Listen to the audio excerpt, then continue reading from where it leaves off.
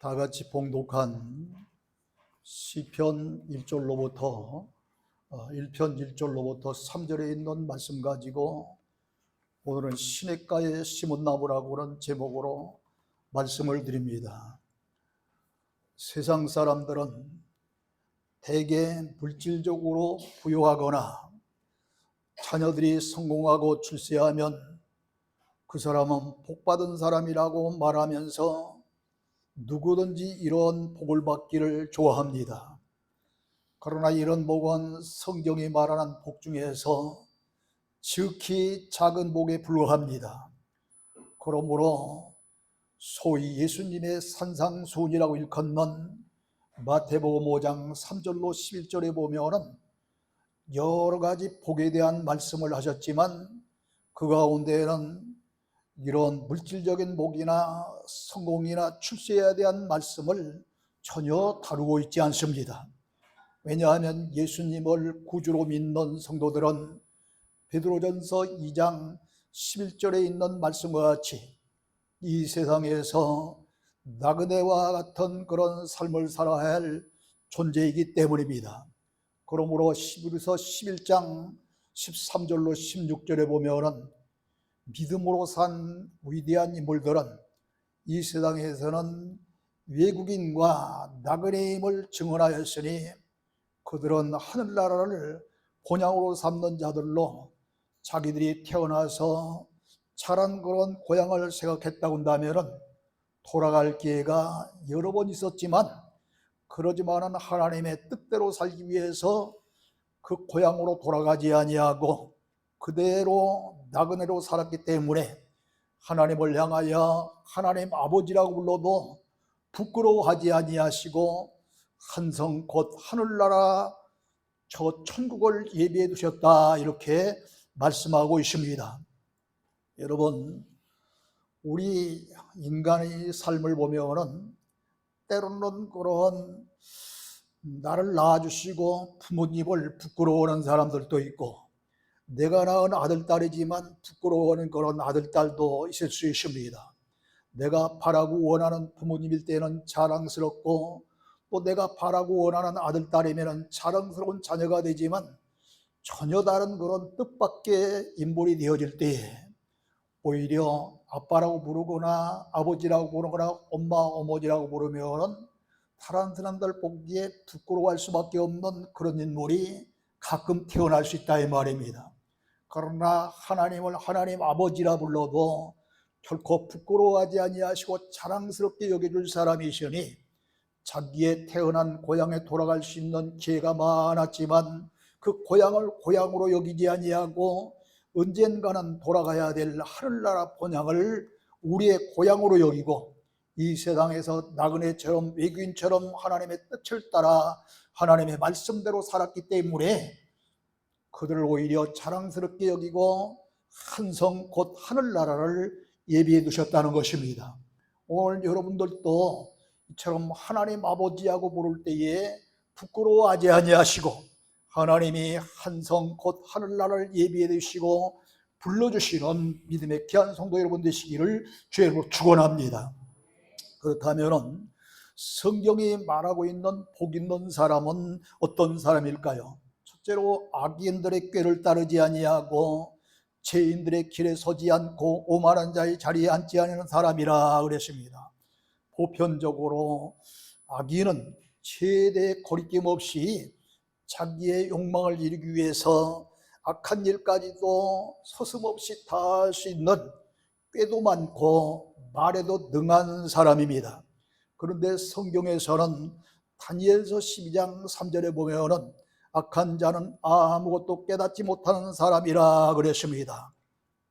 또 시편 3절로 4절에 보면은 악인은 여호와를 배반하며 멸시하며 하나님이 없다 한다 그랬습니다. 그러므로 불신자는 물론이요 신자라 할지라도 하나님의 말씀을 떠난 사람이 바로 성경에서 이야기하는 악인이라고 하는 사실을 깨달아야 됩니다. 그러므로 우리 모두 이런 세상적인 그런 악인의 개념만 가지고 저 사람이 악인이다 이렇게 다루는 것이 성경이 아니라 이런 세상적인 악인은 물론이러니와 이처럼 하나님을 멀리하며 하나님의 말씀을 떠난 자도 영적으로 악인이라고 하는 사실을 우리들이 잘 깨달아야 될 줄로 믿습니다. 그 다음에 죄인은 오늘날 나라마다 그 나라의 헌법과 여러 가지 그런 규범들이 있는데, 이런 실정법을 어긴 사람이나 도덕적으로 부정한 사람을 죄인이라고 그렇게 말합니다. 그러나 성경에 보면은 요한복음 16장 9절에서 예수 그리스도를 믿지 않는 모든 사람을 죄인이라 그랬습니다. 예수님 오시기 이전까지만 해도 이 세상의 그런 실정법을 어긴 사람, 도덕적인 그런 윤리적인 그런 죄인들을 가리켜서 죄인이라 했지만, 주님께서는 분명하게 말씀하시기를 내가 떠나가야 너희에게 유익함이라 말씀하시면서 보혜사 성령이 오시면 죄에 대하여 의에 대하여 심판에 대하여 다시 이제 말씀하시겠다 하면서 죄에 대해서 요한복음 16장 9절에 나를 믿지 아니하니 죄이라 그랬습니다. 그러므로 아무리 도덕적으로 윤리적으로 깨끗하고 바르고 실정법을 어기지 아니하고 이제 법을 잘 지키는 사람이라 할지라도 예수 그리스도를 믿지 않는 자가 죄인이므로 누구든지 예수 그리스도를 믿지 아니하는 불신자는 다 천국에 들어가지 못하고 영원한 지옥불에 들어간다고 하는 사실이 성립이 되는 것입니다. 또 오만한 자는 자기를 절대화시키는 독선주의자요, 자신의 그런 존재를 과장시키기 위해서 또 그리고 드러내고자 해서 자기 과시가 많은 사람을 가리켜서 오만한 사람이다 그럽니다. 그런데 잠언서 1장 25절에 보면은 하나님의 교훈을 멸시하며 책망을 받지 아니하는 자라 그랬어요. 어떤 사람이? 오만한 사람이 그런 사람이라는 거예요. 그러므로 악인이나 죄인이나 이 오만한 사람의 공통점이 있는데, 이 공통점을 잘 살펴보면 모두가 다 하나님의 말씀을 무시한 사람들입니다. 하나님의 책망을 두려워하지 않는 자입니다. 하나님을 멀리한 사람들입니다. 이 때문에 성경에서 죄인이나 혹은 악인이나 혹은 오만한 자를 세상적인 그런 잣대로 규정해서는 안 되는 거예요. 성경에서는 세상적인 잣대보다도 더 엄하게 지금 규정하고 있어요. 두 번째로 복 있는 사람은 여호와의 율법을 즐거워하며 주야로 묵상하는 자다 그랬습니다.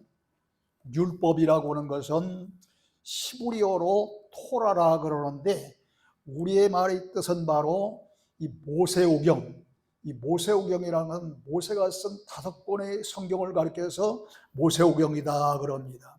그 모세오경이 창세기, 그 다음에 출애굽기, 그 다음에 레위기, 민수기, 신명기 이렇게 해서 5권의 책이 있는데, 이 5권의 책을 모세오경이라고도 하고 히브리어로 토라라고 하는 율법입니다.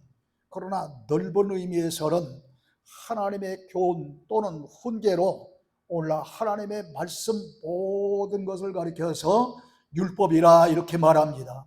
그러므로 복 있는 사람은 하나님의 말씀을 좋아하며 하나님의 뜻을 자세히 알고자 밤낮을 가리지 아니하고 주야로 하나님의 말씀을 묵상하며 기도하는 자다 하는 말씀입니다. 근데 여기 묵상한다는 것은 우리들이 생각할 때 국경 일대에 국기에 대해 묵념하는 생각이 어떤 날지 몰라요. 눈 감고 일하고 있잖아요. 이게 묵상하니까 눈 감고 뭘 생각하는 것쯤으로 생각하면 안 돼요. 이 묵상한다는 것은 무엇인가 깊이 생각하는 그런 행위지만은 종교적인 측면에서는 기도하고 명상하는 것을 말합니다. 그러므로 단순히 성경을 연구하고 공부하는 차원이 아니라 말씀 속에서 하나님을 체험하고 만나고 감격하는 것입니다. 그러므로 은혜 받은 성도들은 기쁨이 충만하여 날마다 주야로 말씀을 상고하게 되고 묵상하게 될 줄로 믿습니다. 사람은 무엇을 생각하느냐에 따라서 그 인격과 행동이 다릅니다. 고상한 생각을 하는 사람이 저속한 사람이 될 수 있습니까? 그럴 수 없잖아요. 고상한 그런 생각을 하는 사람, 차원 높은 그런 생각을 하는 사람은 삶도 역시 남보다 뭔가 차원이 높은 삶을 살게 되는 것입니다. 인격이 남보다 좀 그럴듯해 보이는 그런 삶을 살게 되는 거예요. 그러나 그 반대로 저속한 그런 생각을 하는 사람은, 마음속에 그 쓸데없는 세상적인 생각을 하는 그런 사람들은 그 삶도 지저분해요.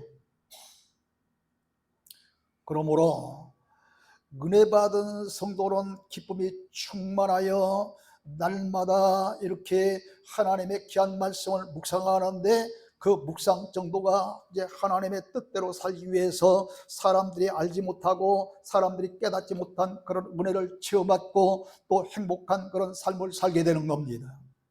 그러기에 여러분, 다윗왕을 보세요. 다윗왕은 시편 84편 11절에 보면은 주의 궁정인 성전에서의 한날이 다른 곳에서의 첫날보다 나은즉 악인이 장막에서 사는 것보다 내 하나님의 성전 문지기로 있는 것이 좋다 그랬습니다.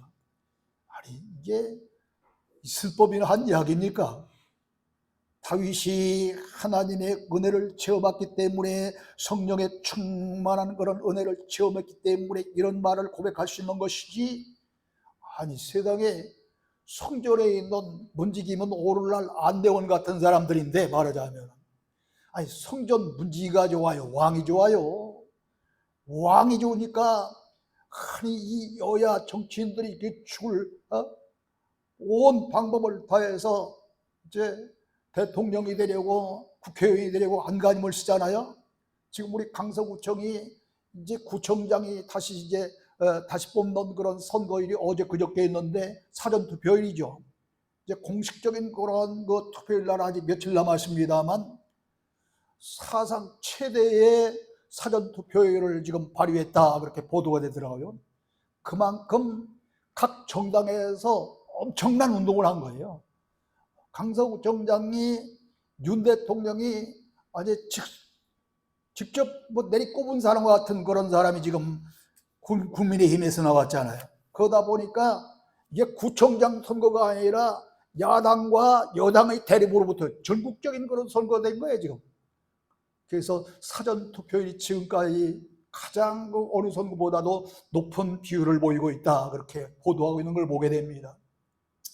이렇게 그 옛날 제왕시대에는 왕이 되기를 원했고, 오늘날 그런 민주자유의 나라에는 대통령이 되기를 원하는데, 다윗은 세상의 성전에서의 한날이 궁중에서의 첫날보다 세상의 그런 어떤 그 날보다도 더 좋다는 겁니다.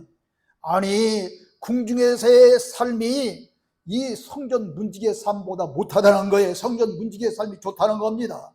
왜 그렇습니까? 은혜 받았기 때문에, 하나님의 살아계심을 체험했기 때문에 다윗이 그런 고백을 할 수 있었던 거예요. 또 시편 19편 9절로 10절에 보면은 여호와를 경외하는 도는 정결하여 영까지 이루고 여호와의 법도 진실하여 다 의로우니 곧 많은 순금보다 더 사모할 것이며 꿀과 꿀송이보다 더 달도다 이렇게 고백하고 있습니다. 아니 왕이 거처하고 있는 궁중에서 이제 날마다 제공하는 그런 음식은 산의 진미의 그런 그 궁중 음식일 텐데, 하나님의 말씀이 이런 산의 진미의 궁중은 저리 가라는 꿀송이와 아니 세상에 이 엄청난 그런 그 어떤 것보다 더 달고 맛있다는 거 아닙니까? 다윗왕은 세상에서 말하는 물질과 권세와 명예와 그 어떤 것보다도 하나님 주신 은혜와 복을 체험했기 때문에 이러한 신앙 고백을 하게 된 줄로 믿으시기를 주의로 축원합니다. 여러분도 대대로 다윗이 누렸던 은혜와 복을 받기를 원하십니까? 그렇다면 하나님 중심, 말씀 중심, 교회 중심으로 살 수 있는 저와 여러분이 되어야 될 줄로 믿습니다. 그리고 신명기서 6장 6절에 7절에 있는 말씀 보면은 하나님이 명하시는 말씀을 마음에 새기고 자기의 자녀들에게 부지런히 가르치며 언제든지 강론하라는 말씀이 있는데, 이 말씀을 잊지 말고 여러분 자신도 늘 하나님의 말씀을 죄하로 묵상하는 그런 시편 기자의 외침과 같이 그런 사람이 될 것은 물론이려니와 여러분이 사랑하는 자녀들에게 이제 신앙으로 인도할 수 있는 부모가 되어야 되겠고, 또 하나님의 말씀을 가르쳐 줄 수 있는 그런 사람이 되어야 될 줄로 믿습니다. 모세가 무엇 때문에 이스라엘 민족적인 그런 정치 지도자가 됐고 신앙의 위대한 지도자가 되었습니까? 그가 이제 잘못했으면 그런 궁중에 그런 그 바로 왕의 딸의 그런 양아들이 될 수 있을 뻔 맞죠. 물론 세상적으로는 바로 왕의 딸의 양아들이 되어져서 궁중에서 사는 것이 더 출세하는 것 같고 성공적인 삶을 사는 것 같았지만, 그는 그거를 오히려 그 어떤 보다 제약으로 알고 고난받는 세상의 자기의 백성들과 같이 하기를 원하며 하늘의 상급받기를 원해서 궁중을 뛰쳐나왔다 그랬습니다. 그랬던 그런 모세가 어떻게 정치적인 지도자가 되어지고 어떻게 위대한 신앙의 지도자가 됩니까? 다윗처럼 이제 하나님의 말씀이 더 좋은 꿀송이보다도 더 달게 여긴 그의 어머니 요게벳 때문입니다. 요게벳은 자기의 아들을 이제 그 궁중에 있었던 그런 바로 왕의 딸이 키울 자신이 없으니까 유모를 구했는데 그 바로 망을 받던 그런 누이로 하여금 어머니를 소개받아서 어머니가 생모로부터 이 모세가 키움을 받잖아요. 그때 꿀송이보다도 더 달고 어떤 음식보다 더 맛있다고 여긴 그런 요게벳이 어린 모세를 무릎 위에 앉히고서 딸마다 성경을 강론하며 기도하며 키웠기 때문에 모세는 위대한 지도자가 된 줄로 믿습니다. 위대한 신앙 지도자뿐만 아니라 정치 지도자가 된 줄로 믿습니다. 세 번째로 3절에 있는 말씀은 복 있는 사람은 시냇가에 심은 나무라고 비유하고 있습니다. 여러분, 아무리 좋은 나무라도 물이 없으면 자라지 못합니다. 같은 나무라도 언제나 물이 마르지 아니하는 기름진 땅에 심어야 잘 자랍니다. 그러므로 복 있는 사람을 시냇가에 심은 나무로 비유한 것입니다. 본문에 기록된 시냇가는 우리가 생각하는 그런 시냇가와는 전혀 다릅니다. 왜 그런가 하면 우리 한국과 같은 그런 나라는 사시사철 적당하게 비가 내려 어디에 무슨 나무를 심든지 대부분 잘 자랍니다. 그러나 저 이스라엘이 중동지방은 강우량이 적은 곳이기 때문에 심어 놓았다고 해서 다 잘 자라는 것이 아닙니다. 메마른 사막지대가 많은 곳입니다. 물을 얻기 위해서 그들은 얼마나 고난을 많이 당했습니까? 그러니까 모세가 이스라엘 백성들을 이끌고 광야 생활을 할 때마다 간 곳마다 물이 없으니까 물 때문에 얼마나 모세를 원망하고 하나님을 얼마나 불평합니까? 그때마다 반석을 치매 그 속에서 샘이 솟아서 그 물로 이스라엘 백성도 실컷 먹고 짐승까지도 먹게 한 그런 사실이 있었는가 하면은 스르광야에서는 사흘 동안이나 물을 찾았지만 찾지 못하다 겨우 물 한 곳을 찾았는데 쓰디써도 마시지 못했다 그랬잖아요. 그런데 거기에 하나님이 시하신 그런 그 나뭇가지 하나를 갖다 집어넣으면 탄물이 되어서 그 물을 실컷 마셨다 그랬는데 그 나무는 바로 생명나무 대신 예수님이라고 하는 말씀을 드린 바 있습니다. 왜 그래요? 이렇게 물이 귀한 나라야. 그렇기 때문에 우물을 파도 우리처럼 조금 파면 나오는 게 아니라 어떤 곳은 수십 메타, 수메타 이렇게 깊이 파야만 우물이 나오게 돼 있어요. 그러므로 이 중동지방은 인위적으로 이 관수시설을 해놓았다고 합니다. 사람의 힘으로 물을 끌어다가 밭에 이렇게 물을 댈 수 있는 시설을 해놓은 것이 관수시설이에요. 이런 관수시설을 해놨다 그럽니다. 그러므로 시냇가에 심은 나무는 자기가 스스로 나서 자생하는 그런 나무가 아니라 관수시설이 되어 있는 곳에 다른 곳에 있는 나무를 뽑아서 옮겨다 심은 나무가 시냇가에 심은 나무예요. 우리나라의 그런 시냇가가 아니라 관수시설이 되어 있는 그런 곳에 지금 앞서 1절로 2절에 기록된 복 있는 사람은 3절에서 뭐라고 이렇게 하면 그는 1절에서 2절에는 뭐예요? 악인 그리고 죄인 오만한 사람들하고 함께하지 아니하고 오로지 율법을 즐거워하여 날마다 주야로 묵상하는 사람이 복 있는 사람이다 그랬는데 이들을 가리켜서 3절에서 그는 그러고 나오잖아요. 그는 뭐예요? 시냇가에 심은 나무라 그랬습니다. 그러므로 시냇가에 심은 나무는 복 있는 사람이요 소위 의인인 신자들을 말합니다. 그러므로 예수 믿는 성도는 죄와 사망의 자리에서 의와 생명의 자리로 옮겨진 시냇가에 심겨진 나무인 것입니다. 그래서 사도 바울도 골로새서 1장 13절로 14절에 보면 그가 우리를 흑암의 권세에서 건져내사 그의 사랑의 아들나의 나라로 옮기셨으니 그 아들 안에서 우리가 속량 곧 제사함을 얻었느니라 이렇게 말씀하고 있어요. 이게 무슨 소리냐 하면 시냇가에 심은 나무는 자생하는 나무가 아니라고 그랬어요. 메마르서 도저히 자랄 수 없는 곳에 어쩌다가 그런 나무가 하나 이렇게 나서 자라고 있는데 이게 말라서 죽을까 봐서 관수시설이 되어 있는 곳으로 옮겨서 심은 나무가 시냇가에 심은 나무이듯이 우리는 본래 어떤 사람이었어요? 죄와 사망의 자리에 있었던 사람이다. 그래야 우리는 영원한 지옥불로 던져질 수밖에 없는 그런 사람이었지만 하나님의 아들 예수 그리스도를 통해서 우리를 이제 죄와 사망의 자리에 있었던 그런 메마른 그런 곳에 있었던 그런 나무와 같이 그런 자리에 있었던 우리를 바로 의와 생명의 자리로 옮겨져서 영원히 살 수 있는 그런 나무가 되었다 그런 이야기입니다. 그래서 이처럼 흑암의 권세에서 건져내서 그의 사랑의 아들이 나를 옮겼으니 그 아들 안에서 우리가 곧 속량 곧 제사함을 얻었도다 그런 거예요. 그러니까 옮겨진 나무가 되어서 예수님으로 말미암아 제사함 받게 되어졌다는 말씀입니다. 시냇가는 하나님의 율법 곧 말씀을 가리킵니다. 시냇가는 항상 물이 흐르는 가장자리이기 때문에 물기가 있는 곳이죠.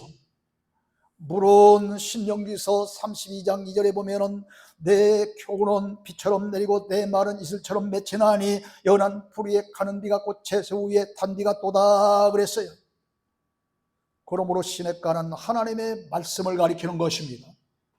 근데 요한복음 1장 1절에 보면은 말씀을 하나님이라고 그랬고 요한복음 1장 14절에 보면은 말씀이 육신되어 우리 가운데 거하심에 우리가 그의 영광을 보니 아버지의 독생자의 영광이라 그랬으니 이 시냇가에 이 흐르는 그 물은 말씀이기도 하지만 예수님 자신이기도 한 것입니다.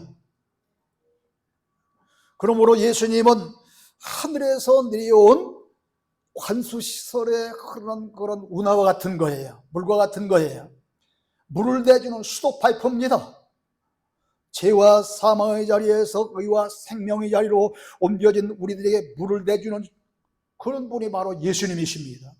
그래서 이사야서 55장 1절에 보면 오라 너희 모든 목마른 자들아 물로 나오라.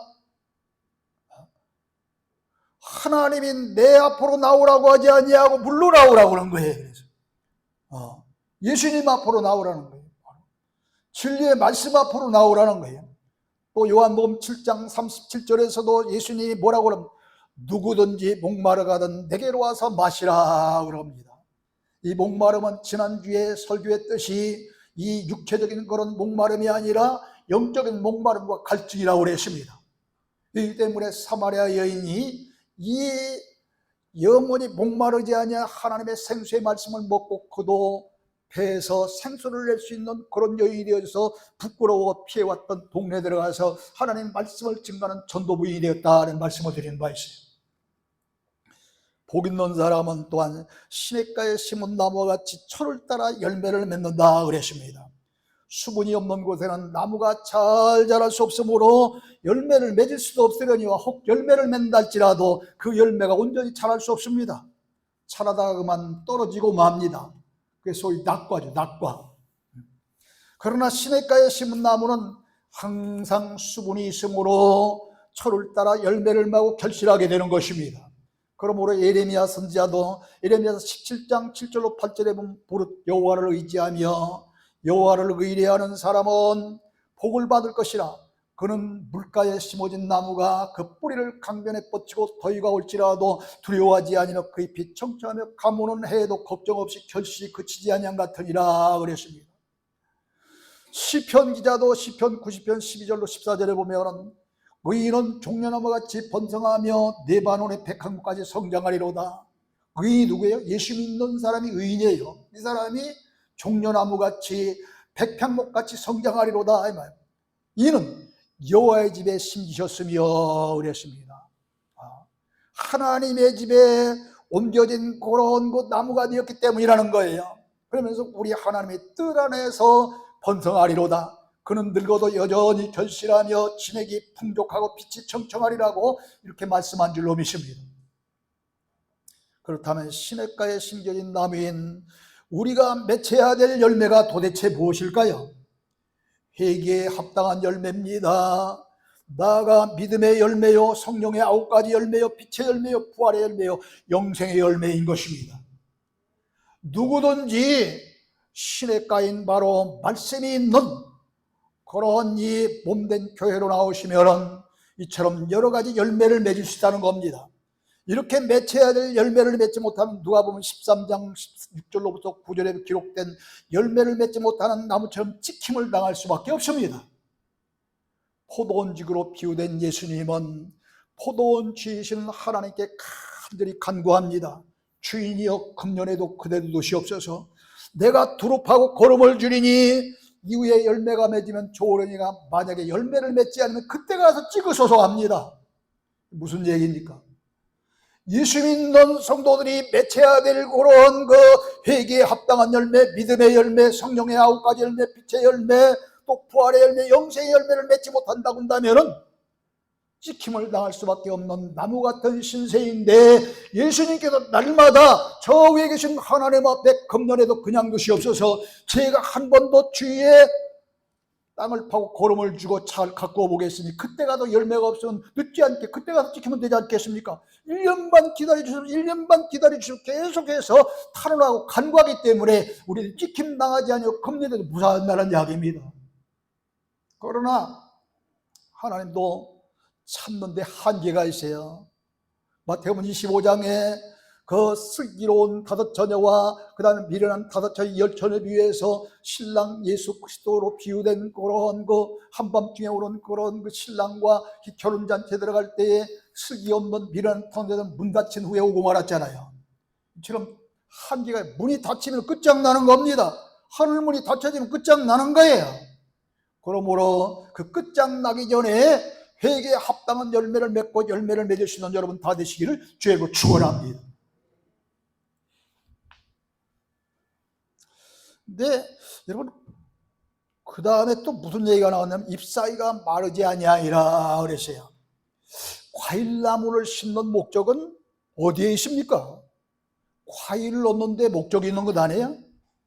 그러나 열매를 맺기 위해서는 나무만 튼튼히 자란다고 열매를 맺는 것이 아니라 옆에 뻗친 가지에 붙어있는 그런 잎사귀가 항상 푸르게 청청해야 되는 것입니다. 이처럼 우리의 지체도 푸른 이런 잎사귀처럼 건강해야 합니다.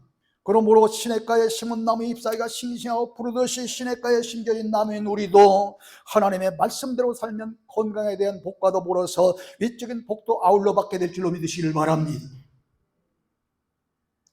네 번째로 복 있는 사람은 하는 모든 일이 형통하리로다 그랬습니다.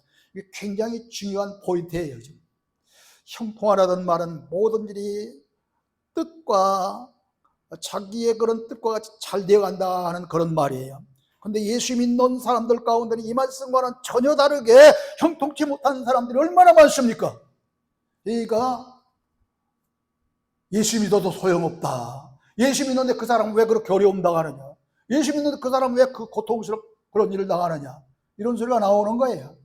그러나 여러분 요셉을 바라보시기 바랍니다.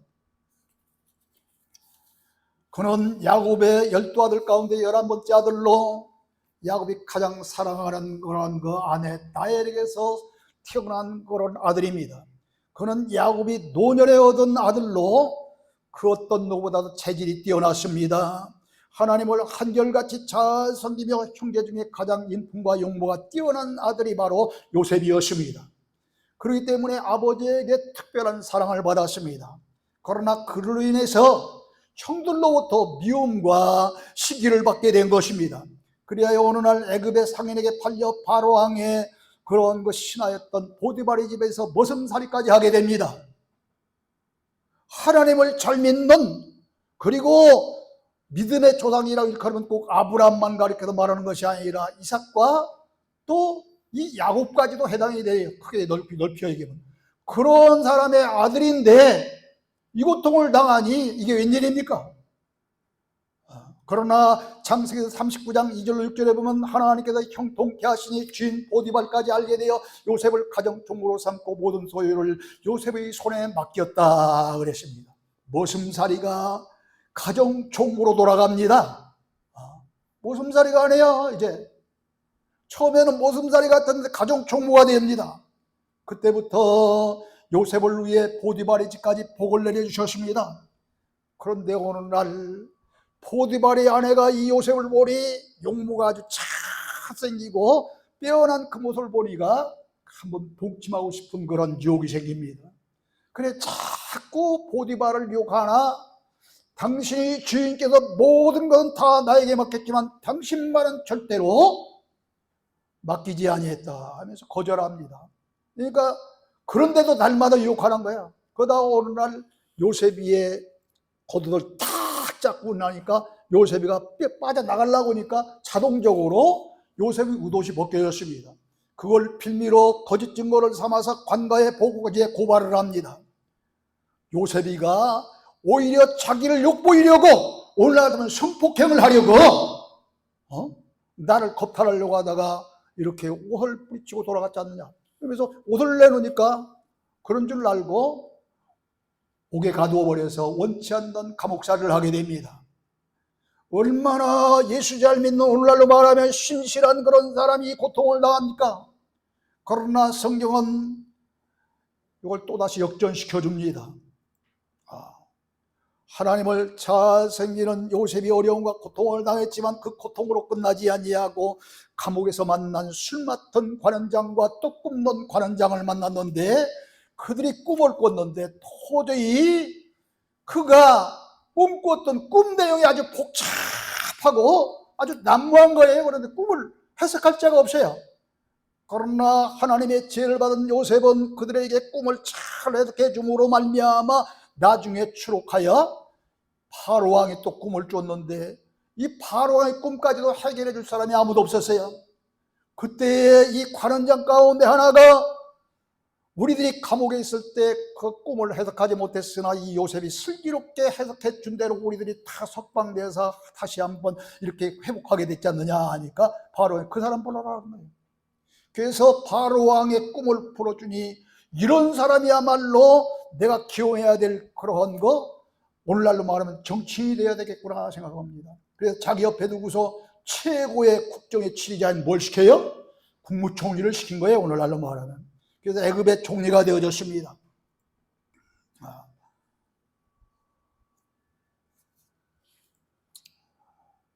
이처럼 성경에 보면은 난 위대한 인물마다 다 어려움이 있었고 고통이 있었지만은 하나님이 형통케 해주는 복으로 말미암아 그 어려운 고비와 시련을 견디고 나중에는 성공적인 인생을 살게 되고 하나님께 영광을 돌리게 되는 줄로 믿습니다.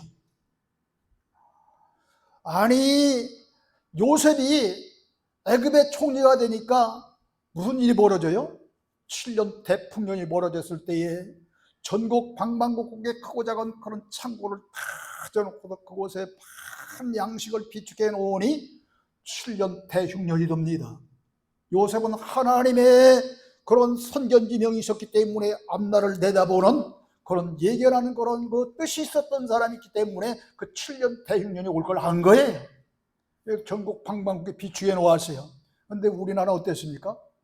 아니 그 옛날 밀주해 먹던 시대도 풍년 드니까 술도 해먹고 아무거나 막 다 해먹으라고 그랬어요. 그런데 요셉은 그렇게 하지 않았어요. 앞날을 내다볼 줄은 선견지 명이시기 때문에 신앙을 비축했다가 7년 대유년 시에 애굽을 살리는 일은 물론이나 고국에 두고 온 70명의 자기의 가족까지 구원하는 놀라운 그런 큰 역사를 일으킨 인물이 요셉인 줄로 믿습니다. 이래도 하나님을 잘 믿는 사람들이, 예수 잘 믿는 사람들이 어려움 당한단 말입니까? 천만에 만만한 말씀이에요.